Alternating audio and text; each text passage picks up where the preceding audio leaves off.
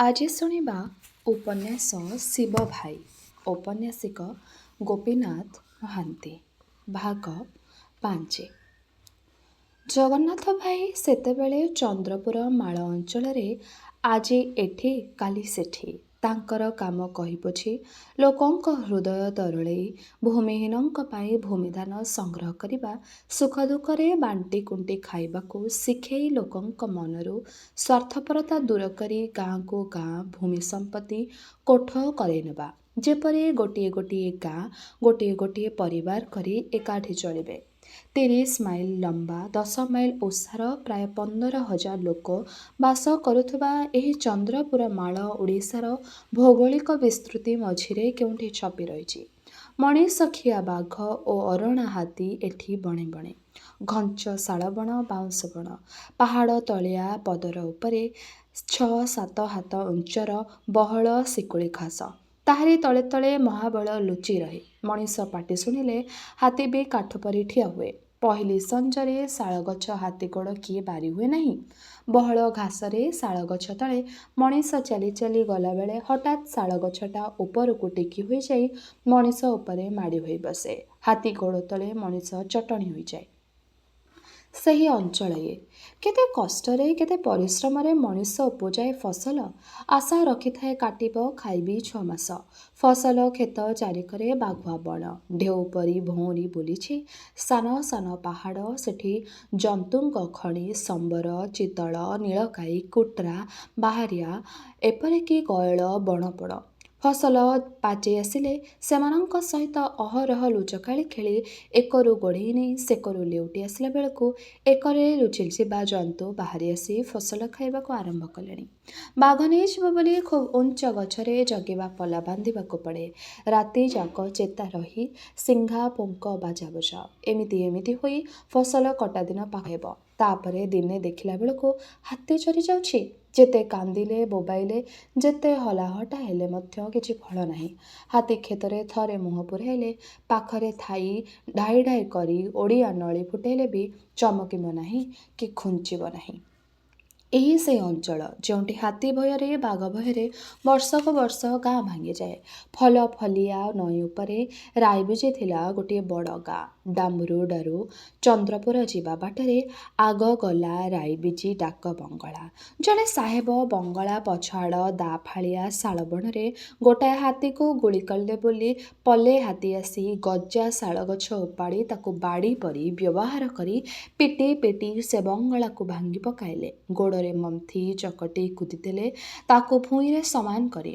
ବାରମ୍ବାର ହାତୀ ଫସଲ ଖାଇଲେ, ବାଘ ମଣିଷ ଖାଇଲେ। ଯେ 4-5 ବର୍ଷ ହେବ ଭାଙ୍ଗି ଉଠିଲାଣି ସେ ଗାଁ। ବର୍ତ୍ତମାନ ଫଲଫଲିଆ ନଈ କରେ କରେ ପଡ଼ି ରହିଛି ଗାଁ ଓ ଗାଁର ତାଷ ଜମି। କାହିଁ 8,000 ଏକର ଶିକୁଳି ଘାସ ହାତୀ ଉଞ୍ଚରେ ଠିଆ ହୋଇଛି। ସେ ଗାଁ ବି ବାଘ ହାତୀ ଭୟରେ 3 ବର୍ଷ ହୋଇ ଭାଙ୍ଗିଲାଣି। ହନୁମନ୍ତପୁର ବୁଡ଼ବେଲି ମଝିରେ ଅଛି ପତନାଗୁଡ଼ି ଗାଁ। ଆଗେ ଥିଲେ 30 ଘର କନ୍ଧ। ହାତୀ ବାଘ ଭୟରେ ଯେଣେ ତେଣେ ପଳେଇ ରହିଲେଣି ମାତ୍ର 5ଟି ଘର। ଏତେ ଦୂର କାହିଁକି? ଡାଙ୍ଗ ସୁରୁଡ଼ା ତ ଚଲା ବାଟରେ। ରେଳ ଷ୍ଟେସନରୁ ମୋଟେ 12 ମାଇଲ ବାଟ। ଏହି ମାଳ ଅଞ୍ଚଳରେ ବିଜୟନଗର ରାୟପୁର ଲାଇନର ମୁନିଗୁଡ଼ା ରେଳ ଷ୍ଟେସନରୁ ଓହ୍ଲେଇ ପୂର୍ବକୁ ଚାଲି ଚାଲି ଗଲେ ବଂଶଧାରା ନଈକୁ 3 ଜାଗାରେ ପାରି ହୋଇ ଆଉ କେତେ ନଈନାଳ କଲେ 30 ମାଇଲରେ ପଡ଼େ ଚନ୍ଦ୍ରପୁର। ସେପାଖେ ପାରଳାଖେମୁଣ୍ଡି ବାଟେ ଆସିଲେ ଗୁଣୁପୁରରେ ଓହ୍ଲେଇ 2 ଜାଗାରେ ବଂଶଧାରା ନଈ ପାରି ହୋଇ ଉତ୍ତରକୁ 24 ମାଇଲ ଗଲେ ଗୁଡ଼ାରୀ, ପୁଣି ଉତ୍ତରକୁ ପୂର୍ବକୁ ହୋଇ 10 ମାଇଲ ଚାଲିଲେ ଚନ୍ଦ୍ରପୁର। ସେଠୁ 30 ମାଇଲ ଭିତର ଡାକ୍ତରଖାନା ନାହିଁ, ଡାକଘର ନାହିଁ, ଦୋକାନ ବଜାର ନାହିଁ, ହାଟ ନାହିଁ। ବର୍ଷା ଦିନେ ନଈ ବଢ଼ି ଉଠେ ଯେ ବାଟ ମିଳେ ନାହିଁ। ଖାଲି ବାଘ ହାତୀଙ୍କ ବଣ ପାହାଡ଼, ତାହାରି ମଝିରେ ବଂଶଧାରା ନଦୀର ଅତି ଉର୍ବର ଉପତ୍ୟକା। ପାହାଡ଼ ଘେରେଇ ଖାଲ ମଝିରେ ତାଷ ଜମି ଓ ଗାଁ। ଯୁଆଡ଼େ ଚାହିଁଲେ ପୋଲାଖିଆ ହିଁ ଅଧିକ। ଜଗନ୍ନାଥ ଭାଇ ଭାବୁଥିଲେ, ଏ ପାଖ ମାଳରେ ମଣିଷ ହାତର କରଣୀକୁ ପୋଲାରେ ଖାଉଛି ହାତୀ। ସେପାଖ ମାଳରେ ପୂର୍ବପଟେ ଲାଙ୍ଗୁଡ଼ ପରି ଫେରି ଓହଳିଥିବା କୌପିନି ପିନ୍ଧା ଲାଞ୍ଜିଆ ସଅରା ଯେତେ ଫସଲ ଉପଜାଏ ତାକୁ ଖାଇଯାଆନ୍ତି ତାର ପୂର୍ବପୁରୁଷଙ୍କ ଆତ୍ମା। କାରଣ ସେ ବିଶ୍ୱାସ କରେ କାଶ ସର୍ଦ୍ଦିଠୁ ଜ୍ୱର ପର୍ଯ୍ୟନ୍ତ ସବୁ ରୋଗ ହୁଏ ସେ ଅତୃପ୍ତ ଆତ୍ମାଙ୍କ ଦ୍ୱାରା। ତାଙ୍କୁ ମଇଁଷି ବଳି ନ ଦେଲେ ରୋଗ ଭଲ ହେବ ନାହିଁ। ତେଣୁ ସେ ବର୍ଷକେ 5-10ଟି ମଇଁଷି କିଣି ଆଣି ହାଣେ। ତାର ରୋଜଗାର ଯାଏ ସେହି ବାଟରେ। ଏପାଖେ ହାତୀ ସେପାଖେ ହଜେଇଲା ପୂର୍ବପୁରୁଷଙ୍କ ଅଦେଖା ଆତ୍ମା। ଅନ୍ୟ ସ୍ଥାନରେ ପୋଲାଖିଆ ସାହୁକାର ମଦ ଋଣ ଦେଇ, ଟଙ୍କା ଋଣ ଦେଇ, ସାମାନ୍ୟ ଧାନ କରଜ ଦେଇ କେତେ ଫିକର କରି ସେମାନେ କନ୍ଧ ସଉରା ତିଆରି କରିଥିବା କ୍ଷେତକୁ ନିଜର କରିନେଇ ସାରିଛନ୍ତି। ଗାଁ ଯାକ ଅନ୍ୟ ଲୋକଙ୍କର ଗୋବେ ବୋଲି ଜମି ନାହିଁ। ଖାଲି ଆଦିବାସୀ ଅଞ୍ଚଳ ବୋଲି କାହିଁକି, ନାନା ଉପାୟରେ ପୃଥିବୀର ସର୍ବତ୍ର ଲାଗି ରହିଛି ସେହି ଶୋଷଣ। ଜଣେ ଭୂମିର ମାଲିକ ବୋଲେଇ ପରିଶ୍ରମ ନ କରି ଫସଲର ବଡ଼ ଭାଗ ଖାଉଛି। ଆଉ ଜଣେ ଲଙ୍ଗଳ ଧରି ଜମିରେ ଦେହ ମେହନତ କରି ଫସଲ ଉପୁଜାଇ ବି ଫସଲର ଅଧିକାରୀ ହୋଇ ପାରୁନାହିଁ। ବଡ଼ ପୁରୁଣା ଏକଥା, ଅଥଚ ନୀତି ନୂଆ। ହେଇ ଦେଖାଯାଉ ମୋହନୀ ପାତ୍ର କଥା। ପୋଷାକରେ ଉଦ୍ରତାର ଛାପା। ବେକଠୁ ଆଣ୍ଠୁ ଯାକେ ଲମ୍ବା ହଳଦିଆ କୋଟ୍ରେ କେଉଁଠି ଗୋଟିଏ ବୋତାମ ବି ଖୋଲା ନାହିଁ। ମାପି ଚୁପି ଗଣି ଗଣି କଥା। ମୁହଁର ସେ ଭାବ, ମଝିରେ ମଝିରେ ହସିଲା ପରି ବାଙ୍କ ଓଠ।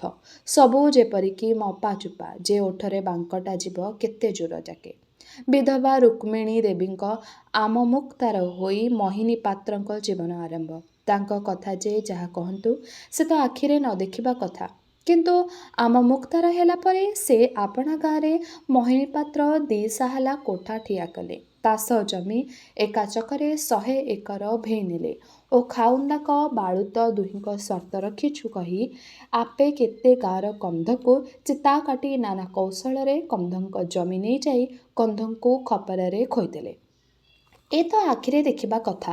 ଧମକାଇବା, ଡରେଇବା, ଠକିବା, ଜାଲ କରିବା, ମିଛ କହିବା, ପିଟିସନ ପକାଇବା, ମକଦ୍ଦମା ଲଗାଇବା, ମଦ ଲାଞ୍ଚ ଦେଇ ଗୁଣ୍ଡା ଲଗାଇ ପିଟେଇବା, ଘର ଜୁଆରୀ ସବୁ ଦୁଷ୍ଟାମିରେ ଥାଇ କେଉଁଥିରେ ନିଜେ ଚିହ୍ନା ନ ପଡ଼ିବା, ଏ ତ ତାଙ୍କର ନିତିଦିନିଆ କାର୍ଯ୍ୟ।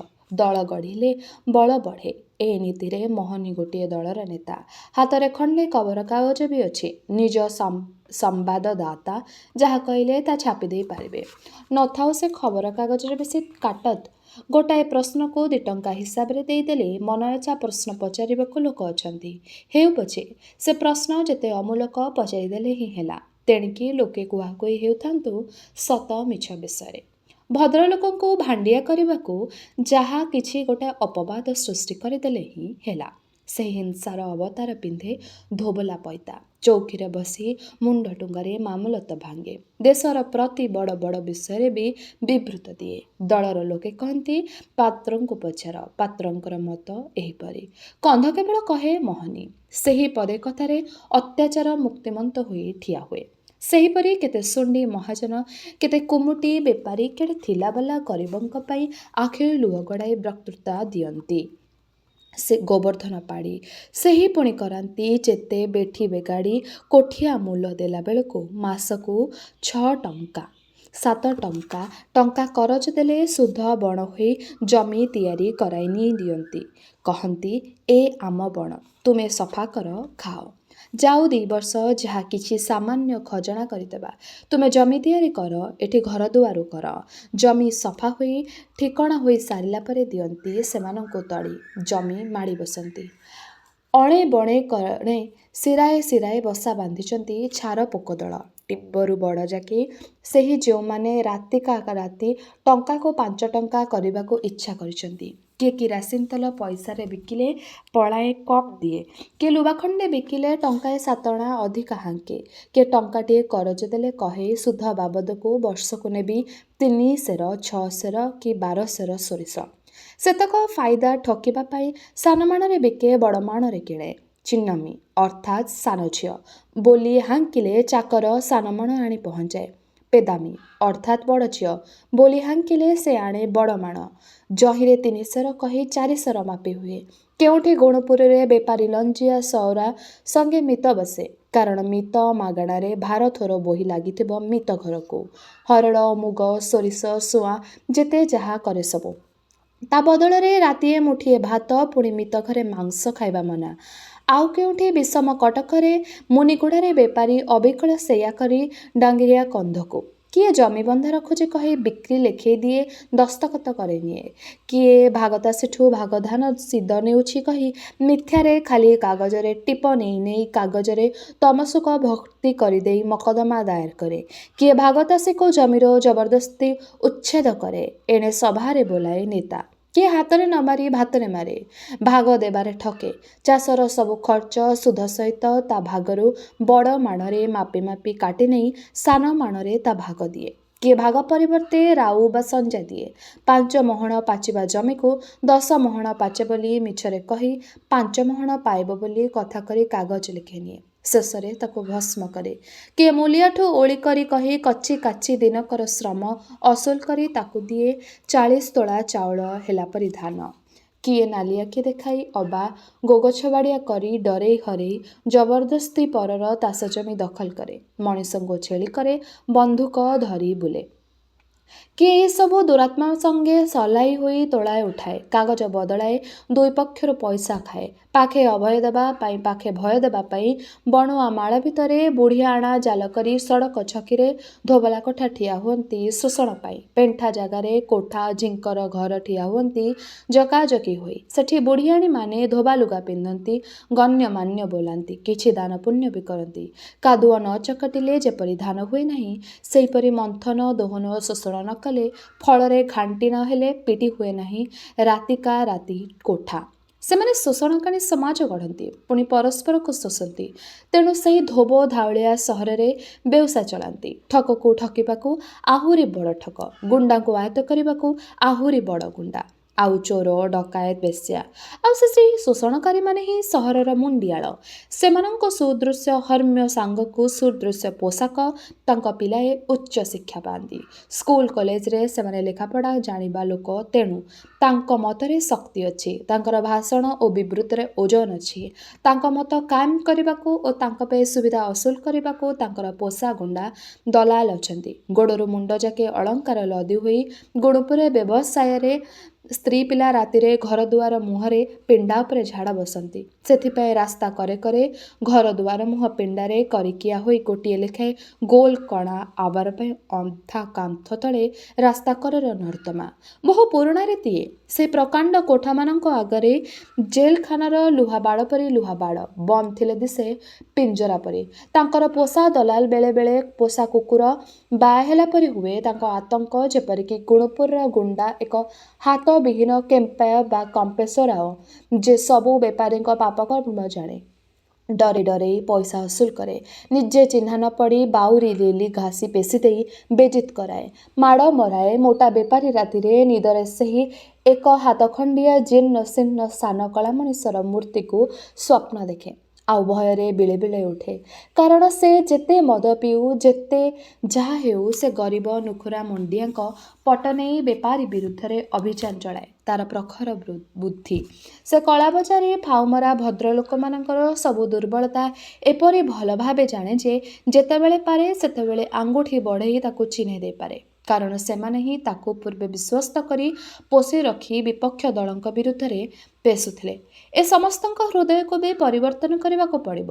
ଧୂର୍ତ୍ତ, ଗୁଣପୁର, ସାଲକମ୍ବା, ଉକାମ୍ବା, ଡମ୍ବସରା, ବ୍ରାହ୍ମଣୀ, ଗୁଡ଼ାରୀ, ବିଷମ କଟକ, ମୁନିଗୁଡ଼ା, ସିଂପୁର, ନିଷ୍ଠୁର, ପାଷାଣ ହୃଦୟ, ପଦ୍ମପୁର, ନାଇରା ଆଉ ବଙ୍ଗରା ପୁରାବାଣ୍ଡି ଅର୍ଥାତ୍ ସୁନାସଗଡ଼, ଗେଧଲମ୍ବାସମ୍ବି ଶୁଣ୍ଢି ଆଉ ପାଟବିଷୟୀ ମେଦରଶୁଣ୍ଡି ଆଉ ଇଭିନିଙ୍ଗି ରସୁଲ କାମଟି ଆଉ ଦେଓର ସେଠି କୁମୁଟି ଆଉ ସୁନାମୁଦିଆ ପେଟା ସେନାପତି ଶୁଣ୍ଢି ଆଉ ଚତୁର୍ବୋଧ ପାତ୍ର ଆଉ ହରିସିଂ ପାଣିଗ୍ରାହୀ ଆଉ କାଳିନୀ ପାଢ଼ୀ ଆଉ ମୋହନୀ ପାତ୍ର ଆଉ କେମ୍ପେଶ୍ୱର ଅସଂଖ୍ୟ ତାଙ୍କର ନାମ ଯଦିଚ ରୂପ ଏକ। ବଦଳାଇବାକୁ ହେବ ଏମାନଙ୍କର ହୃଦୟ। କିପରି ହେବ? ଭାବିଲେ ଲେଖି ଅସମ୍ଭବ। ସ୍ୱାର୍ଥର ମୋହ ଏତେ ଅଧିକ ଯେ ସନ୍ତାନ ହେଲେ ସମ୍ପତ୍ତି ଭୋଗ କରିବ ବୋଲି 80 ବରଷରେ ହରିବନ୍ଧୁ ସାହୁ ତାଙ୍କ ଶାଳୀର 16 ବର୍ଷର ଝିଅକୁ ବିଭା ହୋଇ ପଡ଼ିଲେ। ସେ କ'ଣ ସତେ ଛାଡ଼ିବେ ତାଙ୍କ 500 ଏକର ଜମିରୁ କାଣିଚାଏ? ସରା ଖାଇ ବଞ୍ଚିବ ବୋଲି ପ୍ରକାଣ୍ଡ ଆକାର ବୟସ୍କ ରାଜୁ ଭାଗରାଜୁ ଆପେ ତାଙ୍କ ଚୁଲିରେ ପାଉଁଶକୁ ଧୋଇ ଅଙ୍ଗାର ସାଇତନ୍ତି। ମକଦ୍ଦମାରେ ହାରି ମାଣେ ଜମି ଭାଗ ଚାଷୀ ହଳ ହୋଇଗଲା ବୋଲି ସେ କଚେରୀ ଘରୁ ଭୋ ଭୋ କାନ୍ଦି କାନ୍ଦି ଗାଁକୁ ଫେରିଲେ। ଉପାସ ରହିଲେ 2 ଓଳି। ସେ ଛାଡ଼ିବେ ଜମି, ସମ୍ପତ୍ତି ଛାଡ଼ିବ ଇଭିନିଙ୍ଗି ରାମୁଲୁ କମିଟି। ଲାଗେ ଅସମ୍ଭବ। ତେବେ ଏହିଠାରେ ଶେଷ ହେଲା ଔପନ୍ୟାସିକ ଗୋପୀନାଥ ମହାନ୍ତିଙ୍କର ଉପନ୍ୟାସ ଶିବଭାଇର ଏହି ଭାଗଟି। ଆଗାମୀ ଅଧ୍ୟାୟରେ ଏହି ଉପନ୍ୟାସଟିର ବାକ୍ୟାଂଶ ଗୁଡ଼ିକ ଆମେ ଶୁଣିବା। ରହିଲି, ନମସ୍କାର।